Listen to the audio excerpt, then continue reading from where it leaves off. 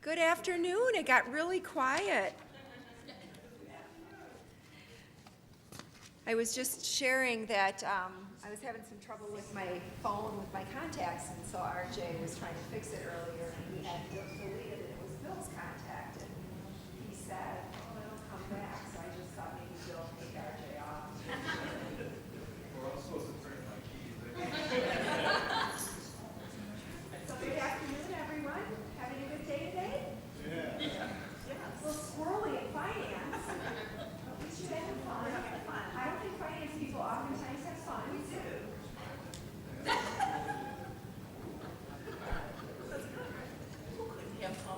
Okay, so we'll quickly go through. This could be a fast one, because it was a pretty quick board meeting in a lot of ways. Just had to read a lot of names, spells, contracts. But I'll just start by going through some of the things that we talked about. We started out with the reorganization of the board with the first meeting following the election, and our three board members, Bob and Linda, who were up for re-election, were all re-elected. So they just were reappointed, and they did some reorganization with their committees, and they'll finalize those next month. We added two, and you'll be hearing more about this. Strategic planning.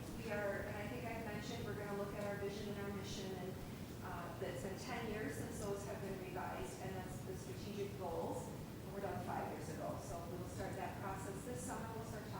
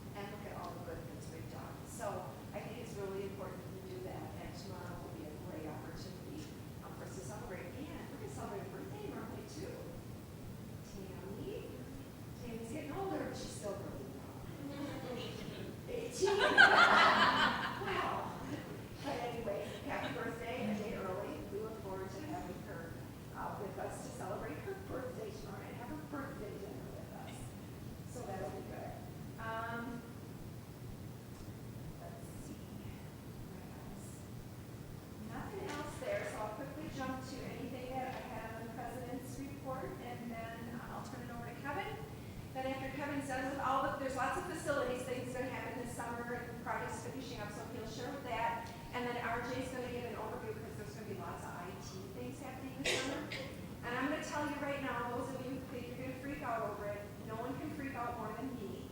I'm old, just old enough, I say. Even my master's thesis was on a typewriter. So, technology, obviously, Bill's contact deleted, I can't get it back. So, but we're all gonna get through it, and it's really gonna be a whole lot better when we're done. So if you're freaking, just call me, I'll commiserate with you, but we'll get it figured out. So, President's Report, enrollment. Yeah, this is not pretty. So, enrollment opened on April 10th. Our apps, while we were really up about a month and a half ago, they seem to have flattened out. So I think we were just ahead of the game. Graciela, maybe we were just getting them to apply faster or something. And now we've kind of caught up. We are down a little bit, but the majority of where we are down, we are only down like a couple applications in district. Most of them are out of district. So the way I look at it is we're continuing to serve our district residents at about the same rate we have been serving them. In the past, it's just our out-of-district numbers are down a little bit. So, and also we've got to recognize that more people are working. We've got lots of strategies. There's lots of things we're working on. And I still say we are doing great things here. We will continue to do great things. We are listening to what our students want. We're increasing online. We're working on our pathways, right, Missy? We're working hard on those, working with Northern. We're working on some academic advising things, which will be great for our students. Getting some more people in student services to really help our students. And focusing on our undecided and helping them get on the right path. You start doing all those things, and the greatest communicator and the greatest salespeople are us and our students and our previous students. So we continue to do all those great things, and we will continue to be just fine. Do we need to be concerned? We need to be moderately concerned. Right now, my math, and Kevin and Jill, you're probably going to tell me my math is wrong, but if enrollments stay where they are right now, we're going to have to find between $600,000 and $750,000 in next year's budget. So can we do it? We can do it, but it's going to be tough. So the more we can do to chug along those enrollments, are they looking any better today? Where are we at today? 13.9 down for spring, or for fall, sorry, not this spring. And how's summer looking? It's going the other direction, about 10% down. Okay, so for the video, 10% down for summer and about 13% down for fall.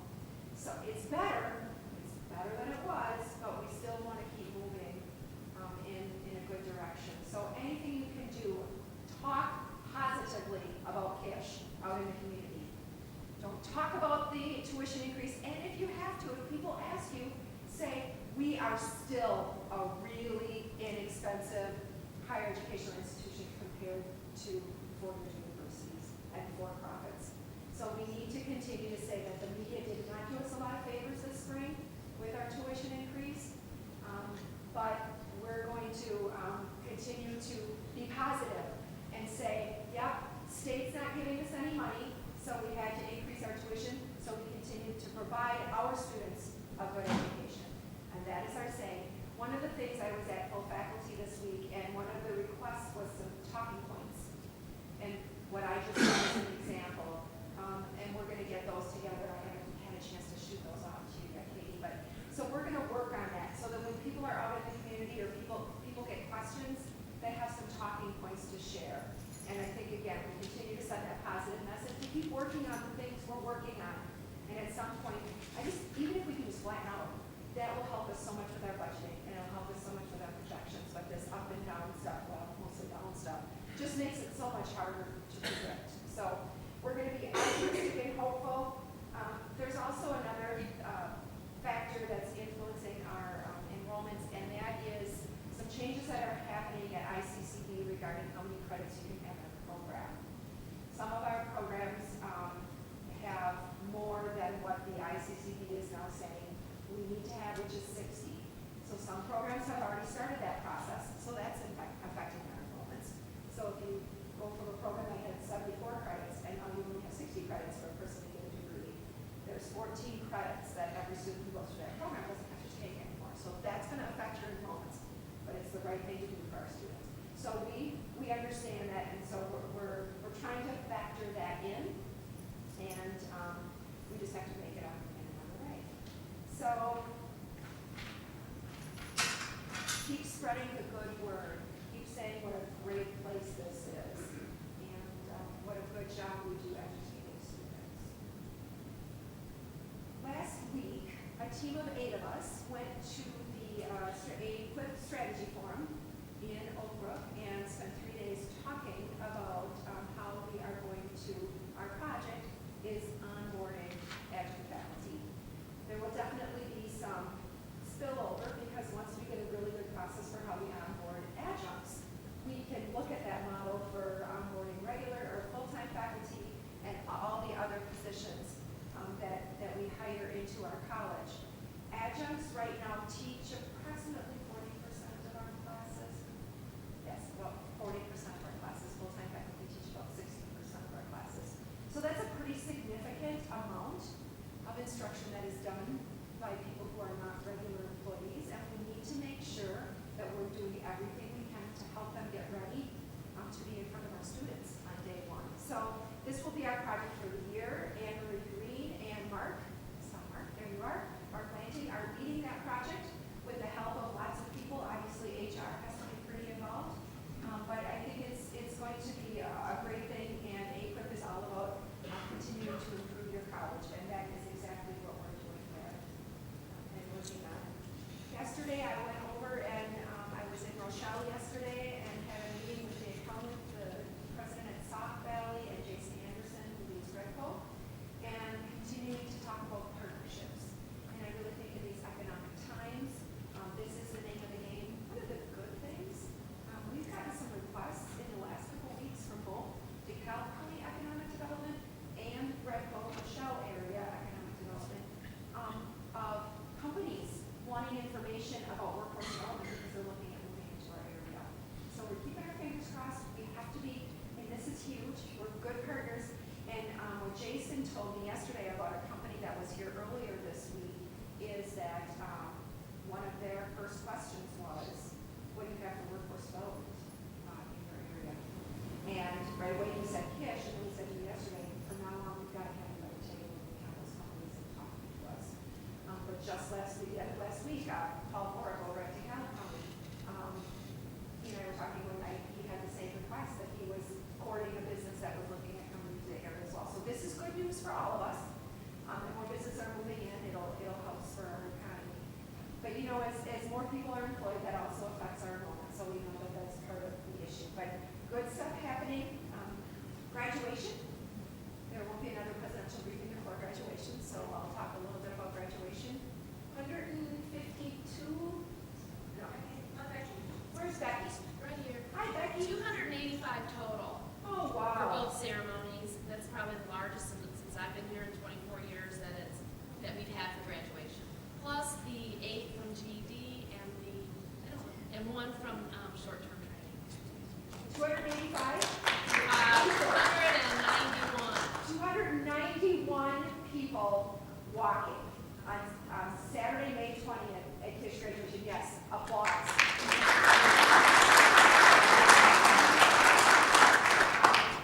For the video, Becky said it's the largest graduation, the number of graduates that we've had attend in the 24 years she's been here. Kudos to so many people who help our students get through and get to the point of completion. I've mentioned a couple of times. I mentioned last month at the presidential briefing. I've mentioned a few more times. We are going to, this summer, senior leadership, we are going to be starting to work on a board dashboard, which looks at metrics such as graduation and completions. And we are going to focus on those students who come here, and so that's a really good number. And those are the kinds of things that we want you out there sharing in our community. They say, oh, tuition went up, and you can say, but you know why? 291 people walked in our graduation on Saturday, and that's so impressive. I still believe that part of the reason so many people walk is because of short ceremony. You know, for those of us who sit through other graduations, I have to sit through one on Sunday, the next day, the 21st, because the 2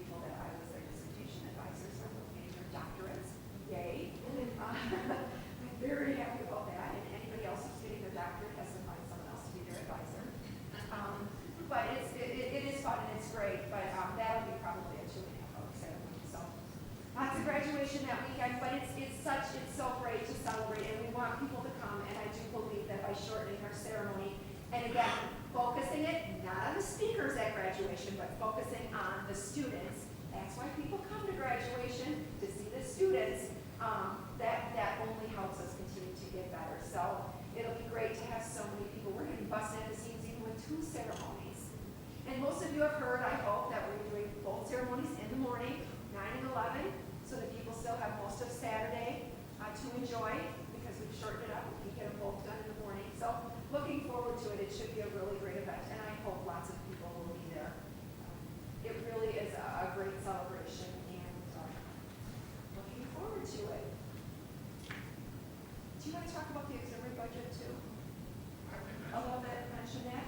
It's the only other thing I have here. So I'm good now, and I'm going to turn it over to Kevin, who will talk a little bit about budget, and he'll talk a little bit about facilities, and like I said, then RJ will go into IT.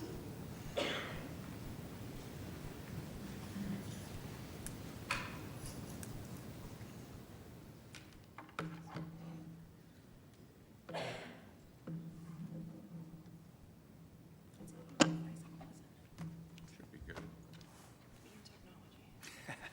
All right. Thank you. Thanks, Lori. Let me talk about a couple different things. I've talked to the board briefly, maybe a little bit more than briefly, on the auxiliary budget. So the auxiliary budget, just so you know, are things, operations that we have that aren't part of our regular operations budget. So things like the bookstore, the early child care center, wellness, student activities, which includes athletics, the transportation, how we people rent the vans from us, from your accounts, and then you travel, the conference center, and then the cafeteria.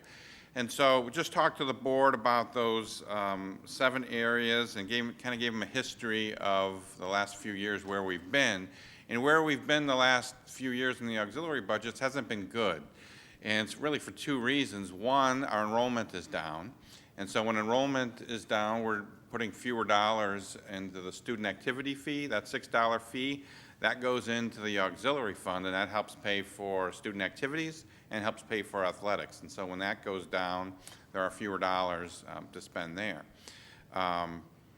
So we talked to them a little bit about that. And then the other reason that it's been down is bookstore sales. As you know, not just at Kish, but across the country, the bookstore sales used to be able to cover deficits in all of the other auxiliary enterprise funds, and that's just not the case anymore. So you take enrollment and you take bookstore, and you've got, for instance, 2 years ago we had a $500,000 deficit in our auxiliary funds. In FY16 it was $332,000. So we're trying to, the goal for 18 was to get that as close to break even as we can in a reasonable way. And so I think we've done that. For most of the funds, there's been pluses and minuses, small either surpluses or deficits for FY18 that we're budgeting. And so hopefully we can get that closer to break even. I think when you go over all of the funds, I think we're looking at about a $50,000 deficit for FY18. But depending on what happens with enrollments and how that supports the auxiliary funds with the activity fees, we might have to take another look at that. So, but for right now, that's kind of where we are on that. We do have over the years, that fund has built up a surplus, and so at the beginning of this year, that surplus was $1.13 million. So we do have a little bit of time to make those adjustments in the auxiliary fund. So I talked to the board about that and answered their questions, and I think at least we're heading in the right direction in those funds. The other thing I spent some time talking to the board about are just some facility things that I can update you all on as well. And actually there's been a little bit of an update since the board meeting. So I talked to them, when I talked to you, the board and you last month, one of the things I talked about was our net by the athletic fields. And so as those of you who drive by that and have seen it, there's been some damage to it. There's been some holes in it. So we've been working on a solution on how we can do that and do it in a way that makes sense for us for the long term and short term. And so just this is relatively new news. Just within the last couple of hours, we got a quote for how we might fix that, and so we're looking at doing that. So hopefully by when we get into the summer and some of the rentals that happen on that field, we'll be able to do those, and it'll provide a couple years for us. So that's good news there. We finally got that on the way to getting that resolved. And then I just talked to them about a couple of protection health safety projects that have been going on. And one of them is the entire cooling system for the south side of campus has been taken out and replaced over the last 4 months. And so I know we got off to a rough start on that project with some noise, but the rest of that project went off pretty much without a hitch in terms of disrupting the campus. And that's a really, really big project that was done by Keith and Dave and his team and the contractors that we had. There's a lot of work that went into that. So the chillers, the brand new ones, are fired up and they're in. The staff are being trained on those, and those are quite a sophisticated pieces of equipment. We also, and this is new, we also have rooftop units above the gym that are going to be able to be used to cool the gym. So for commencement, if we ever get, this is unusual temperatures that are happening right now, but normally by commencement it's 94 degrees and we're all sweating in there. So hopefully if that heat happens again this year, we'll be ready for it with cooling in the gym, and the athletic teams will appreciate that as well, and anybody who uses the gym. So that's going well, and should be up and running when we need it. So that was good news. The third thing is on PHS projects is a new project, which we've talked about in the last couple months, which is to repair the road that circles the campus and to repair the south parking lot, which is falling apart. It's been falling apart.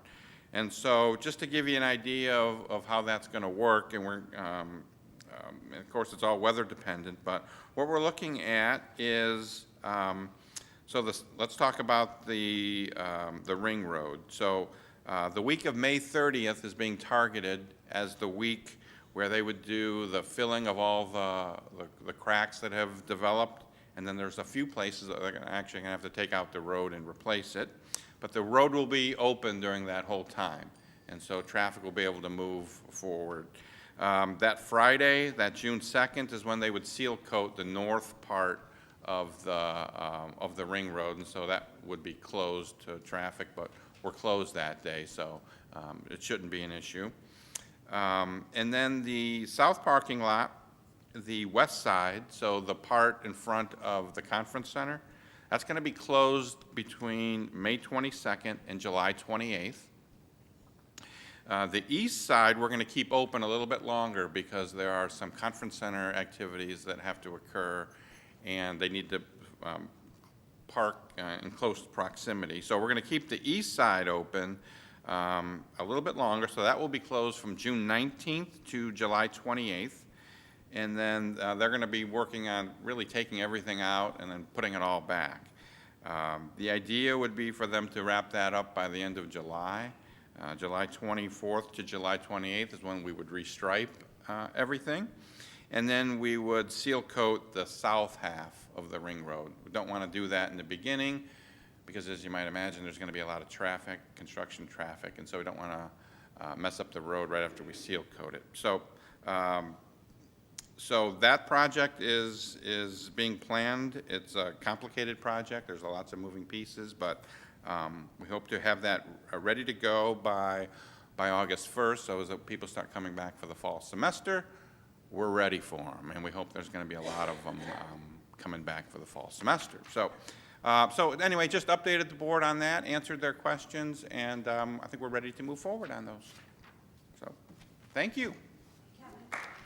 Yes. I have a question. Yes. When this south parking lot is redone, Mhm. are they going to address the lack of drainage issues? Yes, they're putting in some. There are waiters anymore? They are gonna put some.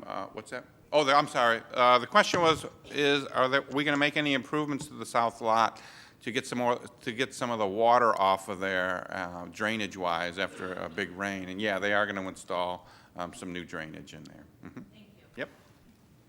Okay, thank you.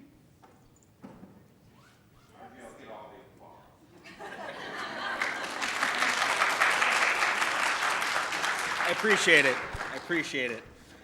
I won't take up too much of everyone's time, but we're just going to talk about a few of the technology updates that are going to happen this summer, 2017, if anyone didn't know what year it was. But we're doing a few projects that are a lot of part of the tech plan that we were working on, as well as some other things. One of the first things you'll see is some more self-service modules. If everyone who got their W-2s online this year electronically, their 1095Cs. Okay, so what you used this year was self-service. So those are the new products from Lucian that are mobile responsive and really give a good interface that students can use. So the two new ones that'll be coming out in June timeframe are student planning and financial aid. Student planning is going to allow students to register and also plan out their courses for a long period of time, as well as probably some online advising and other things. Financial aid, that's going to give the students a good view of exactly where they are in the financial aid process so that they don't get lost, and allow them to do some more interaction online without necessarily having to come into the financial aid office. So just give you an idea, this is the old look. Does everyone love this interface? No, that's kind of old. That's the old one. This is the new one. So this is a fully mobile responsive interface. On the left side here, people can search for classes, add courses to their plan, add sections to their plan, and they can go through and register for classes. And it's just a much more up-to-date interface. On the right-hand side, you'll see that's kind of how students will see as they add courses to their plan or sections to their plan. They'll see them show up in a calendar view. So students will get a much better interface and view of what they're registering for and be able to plan things out. And this will allow them to plan things out. You see it says spring 17 right there, multiple semesters in advance. And also do some advising online. RJ? Yeah. If they register for online courses, how does it show in the calendar? It shows up just with all the other classes that they're taking. Like across the top, or it's not like that? It shows up at the bottom in the section for online. Thank you. Yep. What's that? What were you asking exactly? Where the online show up so that they know that they're On when they're searching, is that what you mean? In the calendar, there won't be like a box from 8 a.m. to 9 a.m. Oh, okay. I see what you're saying. Yes. They'll show up at the bottom. I get it now. I get it. I'm not very good with technology, if anyone knew. I'll get there. Lori's teaching me a lot, to tell you the truth.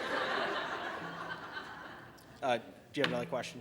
Will non-students still be able to search for classes? Yeah, so there will be an anonymous search just like there is in WebAdvisor, but it'll be this nice search, not the old one. the question. Will students or non-students be able to search for classes? And yes, they will be able to.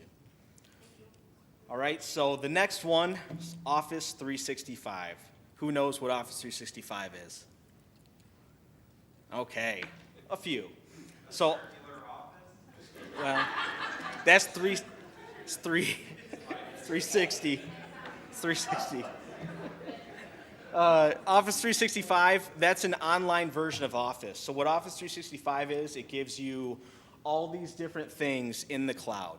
So what we're looking at is migrating our webmail. Everyone knows the webmail interface, right? OWA. We'll be migrating that into Outlook Online. So your mailbox will be moved over to the cloud. That'll be up almost 24/7 as long as Microsoft doesn't go down, and be available from anywhere. Then the second portion of that is online Office, which will give you Word, Excel, PowerPoint, those pieces of technology, an online version of them to use. So that the students can, create their papers and whatever from home, and they'll all save to the OneDrive. Does everyone know what OneDrive is? Dropbox, Google Drive, right? So it's cloud-hosted storage. So you know how we always run around with all of our USB drives, plugging them in from computer to computer? This will give us the ability to access our files online from anywhere, okay? But the other thing we're doing is a full single sign-on solution. And what I mean by that is there's a web page that people will go to sign into these things. but it'll sign them into everything. So everyone remembers this box on the left, right? Pops up, you have to type in your password. Doesn't really give very much information. Well, also from home, if you're using Internet Explorer, the KC backslash has always been an issue, right? The new interface on the right, that's what it's going to look like. So it's going to give you the ability to log into those applications without this pesky box, with a lot more information on the side to show you how to log in. So that's the single sign-on solution. And that'll bring you into Office 365, MyKC, all those different interfaces. So once you log into one, it'll take you into all of them. Upper left, you see the old OWA. Down here on the right, we have the new OWA. So that's what Office 365 Outlook looks like online. It's a fully mobile responsive interface too. So it's got it's an email system, so it's new message, inbox, drafts, deleted items, that kind of thing. Your calendars and all your email and all your contacts will be migrated from our current system right into the cloud. So you'll have all of it right there. Yes. So does that mean we'll have a gazillion terabytes of space now that will be in the cloud? We have much more space now that we're in the cloud, so less restrictions on the amount of email you want to store.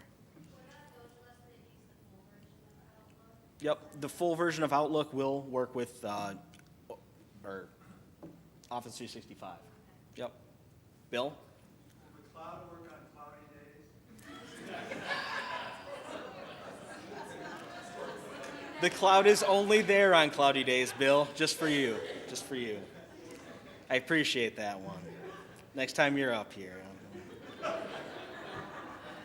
So the other thing we're going to work on in this whole Office 365 migration is simplifying communication. Does everyone love the length of who loves the length of our email addresses? Right? So our email addresses are extremely long. Our phone numbers are confusing. We've got 3 different email systems on campus. There's a whole cumbersome mess of issues with communication here at Kishwaukee College. So one of the first things we're going to do is we're going to shorten that email address.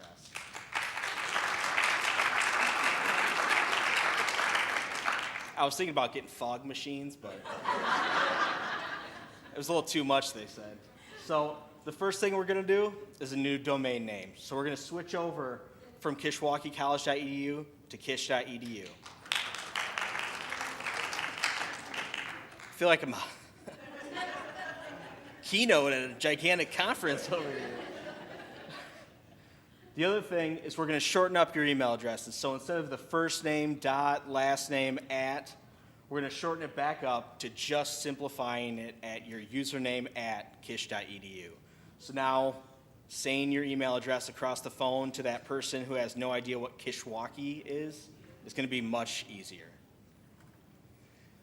Students and employees, we're all migrating into Office 365. So students currently now are in Google Apps for Education. We're going to move those accounts and move their emails over into Office 365 as well. There won't be that confusing, an student has a question and an instructor tries to explain to them how email works. The instructor doesn't know because they use a completely different system. Now everyone will use the same system. Will they still have 2 emails between the Kish email and D12? Brightspace.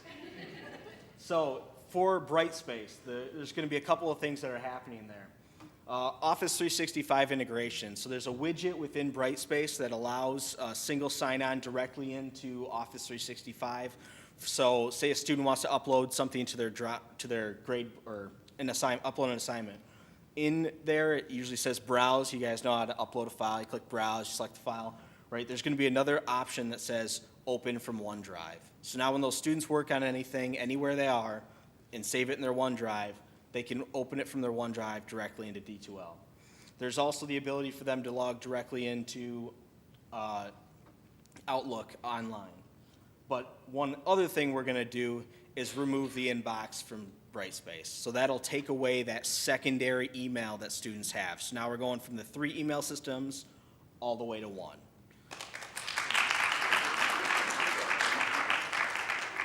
I won't pat myself on the back in front of everyone. Just So- get it done. Yeah. The other thing we're going to be doing, there's a lot of confusion with phone extensions, DIDs, direct dial numbers, those kinds of things. We're going to be changing everyone's phone extension to match the last four numbers of their direct dial number. So this will hopefully eliminate confusion and be a lot better for the public to get a hold of us, for students to get a hold of us, and for us to get a hold of each other without having to know which directory do I go to, right? So August 7th to the 18th. So the IT department has already started some of this stuff. We've been working on it already, and we'll be working on it throughout the entire summer. The change that's going to affect everyone for all these projects is going to happen in that 2-week period between summer semester and fall semester. So we're going to do a lot of change in a short period of time. It'll be a lot, don't get me wrong, but it'll hopefully have the least amount of impact on students who are in their classes currently. So more communication to come. We'll be sending out emails about this. We'll create some guides, some walkthroughs on how to utilize these things. We'll post some announcements on MyKC. And we're also going to be setting up some workshops so people can come in, they can take a look at the interfaces, and just get used to the new technologies that they'll be using. Any questions?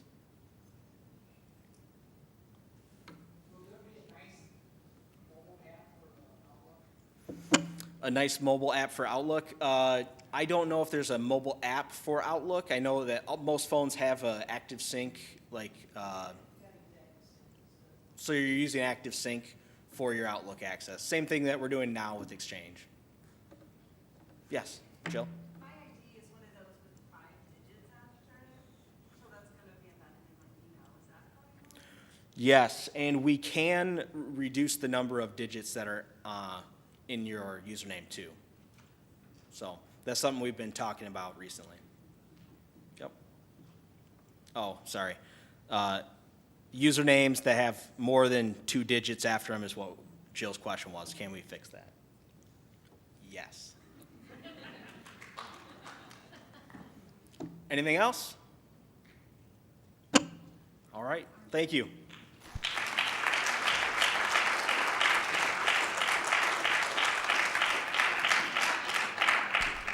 So RJ, may I share the joke you told me earlier today? No. Anyway. It wasn't my joke. Well, then we'll see if there's any guilty faces with the IT people. What are the 2 things that people who work in higher education don't like?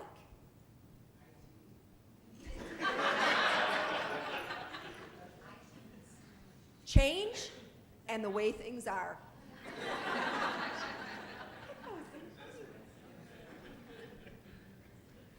It's true, and I know Katie didn't clap. I want you to know for the record, Katie didn't clap on any of it because marketing has to change everything.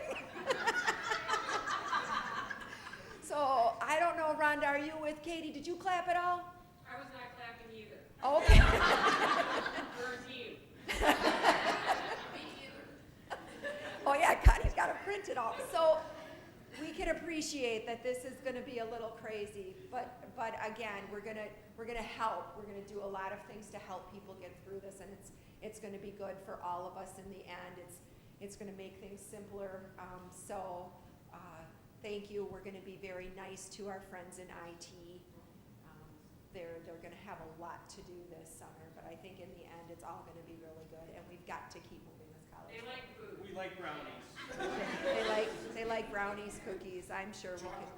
Chocolate in general. I'm sure we can find a few things to keep them smiling and keep them patient. So that ends the official part of the briefing today. But let's see if we've got any good news. Anybody? Wonderful, Greg. Come on up.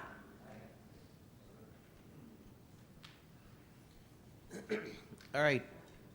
Yeah, you can hear me. Last weekend was the Illinois Skills USA State Championships. So Dave, Damon, and I took 11 students down to Springfield, and we competed in 7 different contests. 9 out of the 11 students all finished in the top 3 in the state. So that was pretty good.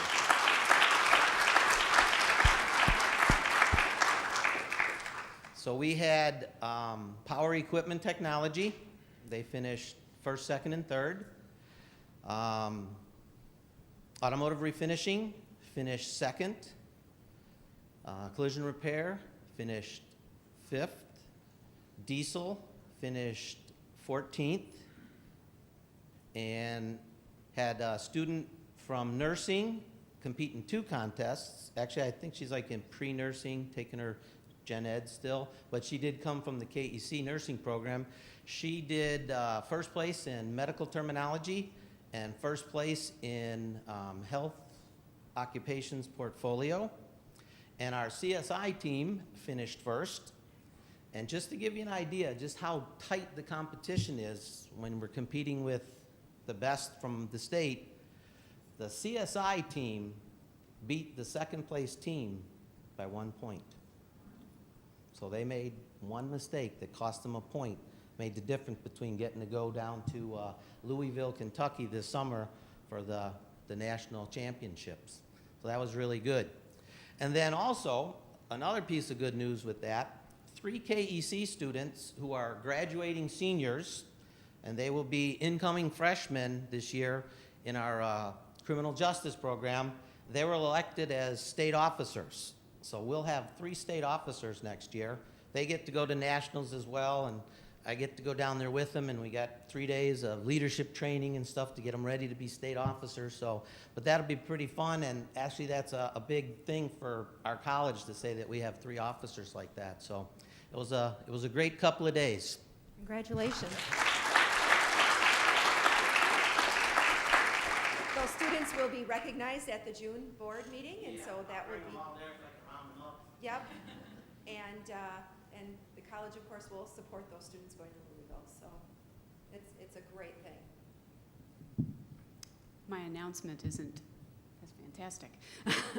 Another thing that will be changing this summer, many of you may have had the opportunity to try to help students figure out where testing is or where tutoring is or where the writing lab is, because all the directional signs say Learning Skills Center and they don't know what that means. So sometime this summer, we'll be changing the nice little silver lettering and all the wayfinding on campus so that students will know testing services, tutoring services, and be able to find it.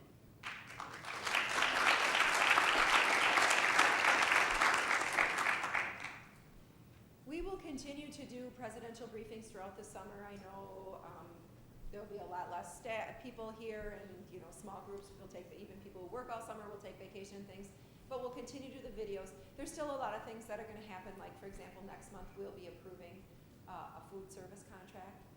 So we'll be talking about that at the June briefing. And so there will definitely still be things happening, and RJ will update us on how they're doing, getting ready for their big August push, and bringing brownies and cookies and chocolate. But so we'll continue, just FYI, we will continue to hold these through the summer. Anything else? Any other good news? All right, questions are welcome as well.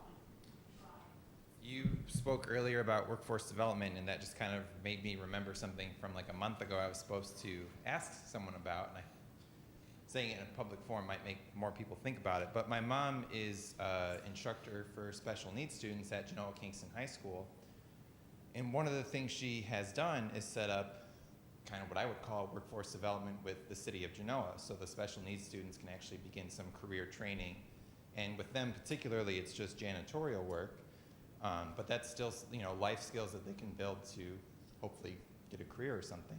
I didn't know if we have any sort of similar program already on Kishwaukee College, or even not just special needs students, but any students from local high schools, which would not only get them in our doors and hopefully here for courses later on, but so my question is there someone I should speak to individually about that? Is it something we've ever thought about before, or perhaps an avenue where we might be able to get a few students, or just connect with our community and our high schools in a different way?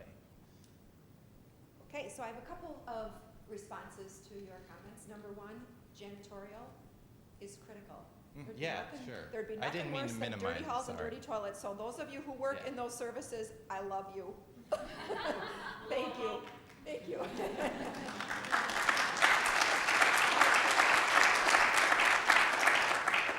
Second of all, yes to helping people find connections to the workforce. So Bernie Pepino has been working on internships for a number of years, especially in the CT areas. Lucretia not here today.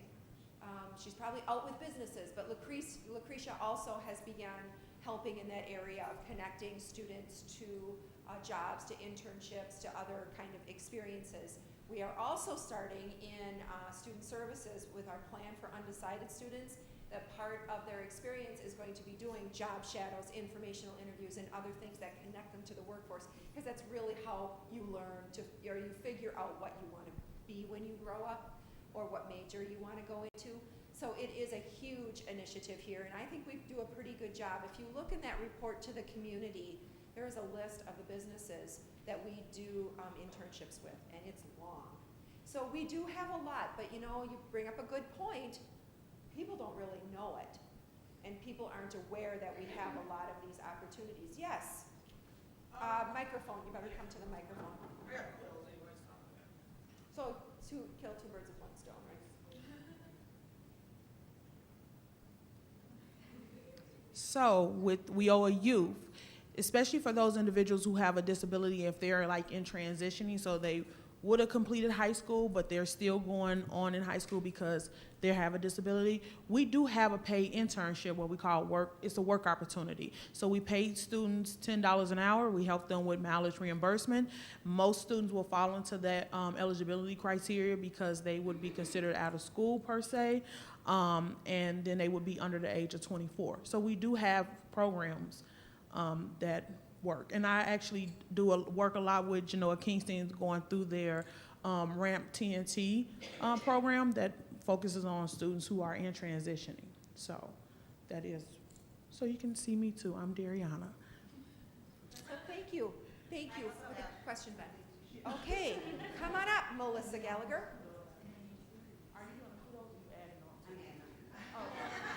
But I could kudos you too. For those of you who don't know me, I'm Melissa Gallagher, and I'm responsible for the continuing education programs. And in response to your question, Ben, this is the first summer that we're going to be offering continuing ed programs for the short-term training. So we're offering pharmacy tech, phlebotomy tech, and veterinary assistant.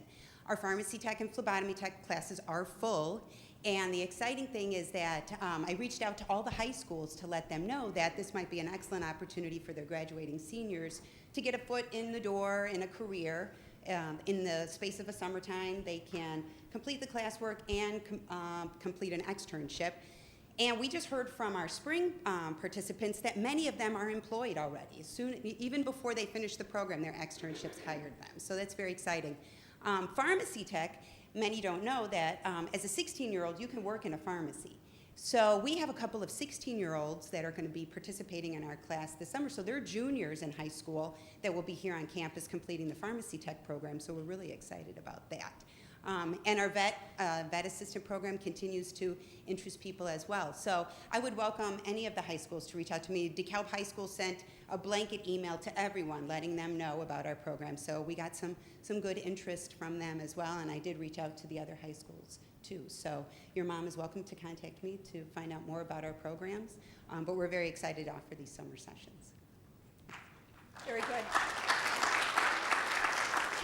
I think, you know, and there's a lot going on in the literature right now about condensing education, chunking the short term, the embedded credentials and pathways and that. And I think there's some thought that this is how we're going to solve some of this national student debt problem, is that we're not going to require as many years of being in education. We're going to change with it. Kish has done an awesome job of looking at our short-term programs, and we need to continue to look at that. Some of them can go into the pathway, but if not, they give them great work skills while they're continuing their education, even if those courses aren't portable into their associate's degree or another degree. So lots of good things happening there. This is why these are so good, because how do we ever get to talk about the things that we do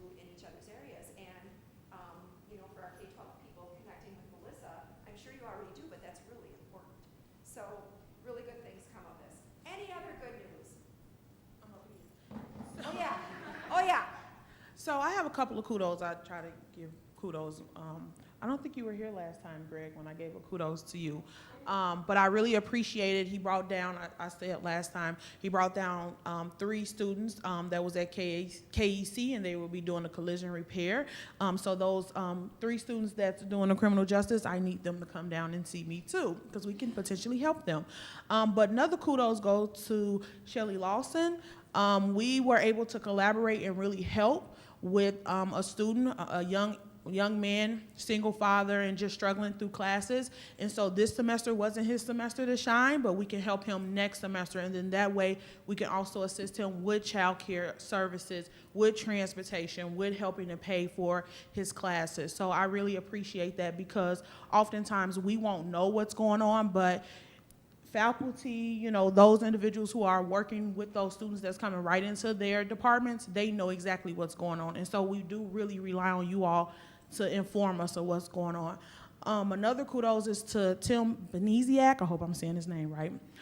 He brought down a couple of students as well who are in the diesel program. So we were able to assist them potentially with WIOA services. And it's very critical. I really appreciate the fact that I feel like I'm getting to know more and more of the staff here, and that the staff is actually reaching out to know what's going on with the services that we do have here at Kish. You know, because quite frankly, we have money on campus that can assist those students, like I said before, that will help them with that transition, that will help them with retention, that will help them with continuing enrollment, and we cover many of the programs that are here on campus. So thank you guys so much just for everything that you do. I know I reported to the president. I spoke to a parent. She said she brought her son here. Her son wanted to go to NIU, but his test scores wasn't the greatest, and so he came on campus and they did a tour, and she said everybody that she had contact with, they were nice to her, they treated her fairly, they treated her son fairly, he has a disability, and they were just supportive of her. And she just, afterwards, she said her son was excited to come here at Kish, and she was excited to know that he would be in good hands. So thank you guys all for your help and support.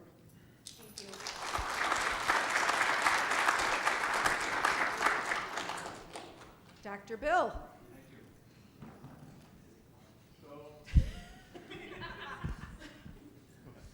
So who likes to save money and have fun? Let me see a little show of hands. Okay. Well, earlier this week, a flash email went out to all employees saying this year the golf outing is on June 16th, and it's going to be in Sycamore at the Sycamore Golf Club. This year we're cutting prices, slashing prices. And the event sponsorships went from $2,500 to $1,000. We're going to get more at that lower price, I think. The foursomes went from $750 down to $500. But last year, we remember, at the urging of President Borowitz, we dropped the individual golfer cost from $195 to $125. 125 times 4, I guess you'd have, in case you didn't know.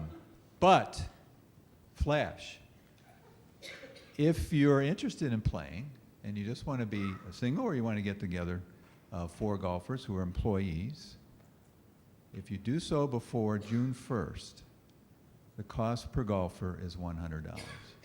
That includes lunch, it includes the fun of the day, and some heavy hors d'oeuvres at night and a nice program, and music on the course, which to be discovered.